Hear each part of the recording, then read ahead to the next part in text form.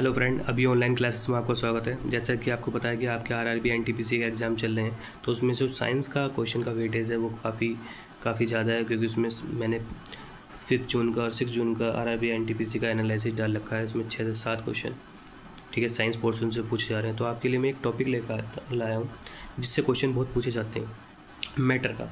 Basically matter होता क्या है, मैटर अगर मैं पूछे जाएगा, मैटर मैं टॉपिक को बताता हूँ।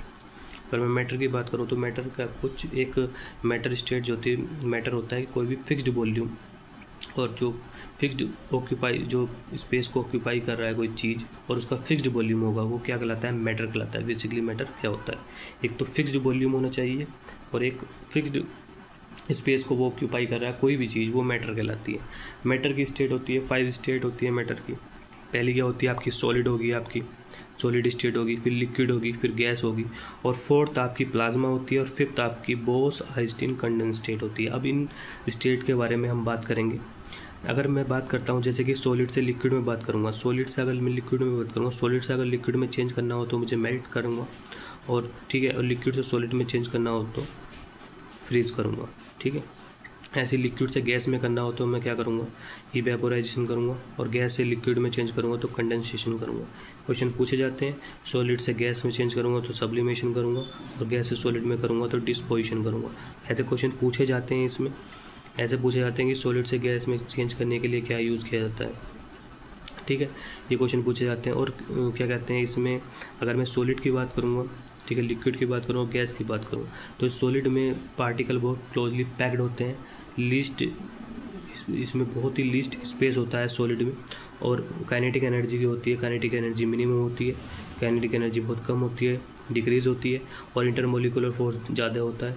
लिक्विड में और कम होता है और गैस में बहुत कम होता है। इसमें काइनेटिक एनर्जी बहुत हाई होती है, पार्टिकल फ्रीली मूव करते हैं, इंटरमोलिकुलर फोर्स गैस में बहुत कम होता है। ठीक है, इसमें पार्टिकल ऐसे मूव नहीं करते, इसमें क्लोज पैक्ड पार्टिकल होते हैं। ठीक है, और इसमें मैं बात करूँगा देखो इवेपोराइजेशन की, अगर पूछ लेते हैं कि क्या फैक्टर अफेक्टिंग ऑफ इवेपोराइजेशन में, क्या फैक्टर अफेक्टिंग इवेपोराइजेशन में रोल प्ले करता है, कौन कौन से फैक्टर हैं जो इवेपोराइजेशन में अच्छा रोल प्ले करते हैं, इंपॉर्टेंट रोल प्ले करते हैं। तो आइए इस पर बात करते हैं। बेसिकली क्या होता है, अगर मैं टेम्परेचर है, अच्छा टेम्परेचर आप इंक्रीज करोगे तो इवेपोराइजेशन बहुत अच्छा होगा। ठीक है, अगर मैं विंड स्पीड ज़्यादा करूँगा तो विंड स्पीड में ज़्यादा, अगर विंड स्पीड को इंक्रीज कर दूँगा तो इवेपोराइजेशन बहुत अच्छा होगा। सरफेस एरिया की बात करूँगा, जितना ज़्यादा सरफेस एरिया होगा इवेपोराइजेशन बहुत अच्छा होगा, मगर ह्यूमिडिटी में इवेपोराइजेशन अच्छा नहीं होता। ठीक है, ये फैक्टर अफेक्टिंग होते हैं। ठीक है, और अब मैं बात करूँगा जैसे कि ह्यूमिडिटी को, ये क्वेश्चन आ जाता है कि ह्यूमिडिटी को किससे मेजर करते हैं, हाइग्रोमीटर से मेजर करते हैं, विंड स्पीड को किससे मेजर करते हैं, एनीमोमीटर से मेजर करते हैं। तो इस टाइप से ये क्वेश्चन पूछे जाते हैं। ठीक है, सॉलिड लिक्विड गैस में पूछे जाते हैं। अब इसमें एक चीज़ आता है जैसे कि ड्राई आइस है, dry ice solid state of CO2 होता है, ड्राई आइस होती है। ड्राई आइस में मैं क्या करता हूँ, अगर टेम्परेचर में इंक्रीज़ कर दूँगा तो गैस में कन्वर्ट हो जाएगा। तो ये चीज़ तो बताई जा रही है कि प्रेशर और आपका टेम्परेचर इफेक्ट करता है। क्या इफेक्ट करता है, अगर टेम्परेचर में इंक्रीज़ कर दूँगा, अगर सॉलिड है, सॉलिड में जैसे कि टेम्परेचर में इंक्रीज़ कर दूंगा तो पार्टिकल जो है ना फ्रीली मूव करेंगे। ठीक है, इंटरमोलिकुलर फोर्स कम हो जाएगा, काइनेटिक एनर्जी हाई हो जाएगी। अगर प्रेशर की बात करूँगा, प्रेशर अगर मैं इंक्रीज़ कर दूंगा तो इंटरमोलिकुलर फोर्स जो होता है आपका हाई हो जाएगा।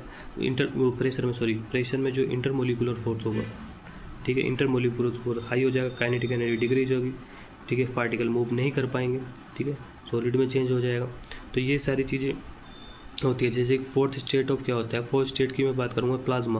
प्लाज्मा आयनाइज गैस होती है, इसको बहुत हीट किया जाता है गैस को, तो ये प्लाज्मा में कन्वर्ट हो जाती है, आपको सिर्फ यही देखना है। फिफ्थ स्टेट में क्या होता है, बोस-आइंस्टीन कंडेंस स्टेट में बात करेंगे तो इसको एब्सोल्यूट जीरो टेम्परेचर पर, ठीक है, कूल किया जाता है, तो हमें ये बोस-आइंस्टीन कंडेंस स्टेट प्राप्त हो जाती है। ठीक है, जैसे कि 1995 में एरिक कॉर्नेल और कार्ल वीमैन ने रुबिडियम को एक्सट्रीमली कूल्ड किया था 0 डिग्री टेम्परेचर पर, तो हमें ये स्टेट मिल गई थी।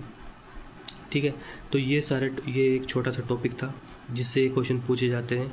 आप जो मैंने बताया उस चीज़ पर ध्यान रखना कि मैंने क्या क्या चीज़ बताई है इसमें। ठीक है, पूछ लेता है क्वेश्चन, ये पूछ लेगा कि एरिक कॉर्नेल ने और वीमैन ने कौन से पार्टिकल का, ठीक है, उसको कूल्ड किया था। इस टाइप से क्वेश्चन पूछ लेगा कि कौन सी स्टेट प्राप्त होती है, प्लाज्मा से पूछ लेगा क्वेश्चन, सॉलिड से गैस में कैसे, ये सारी चीज़ें क्वेश्चन पूछे जाते हैं। ठीक है, इस टाइप की वीडियो देखने के लिए मेरे चैनल को सब्सक्राइब, आई होप आपको ये वीडियो अच्छी लगेगी। इस टाइप की मेरी वीडियो देखने के लिए मेरे चैनल को सब्सक्राइब करें और बेल आइकन पर क्लिक करें, जिससे आने वाली नोटिफिकेशन की अपडेट आपको मिल जाएगी। और मैं छोटे छोटे टॉपिक आपके लिए, आप एग्जाम चलेंगे छोटे छोटे टॉपिक में लाता रहूँगा।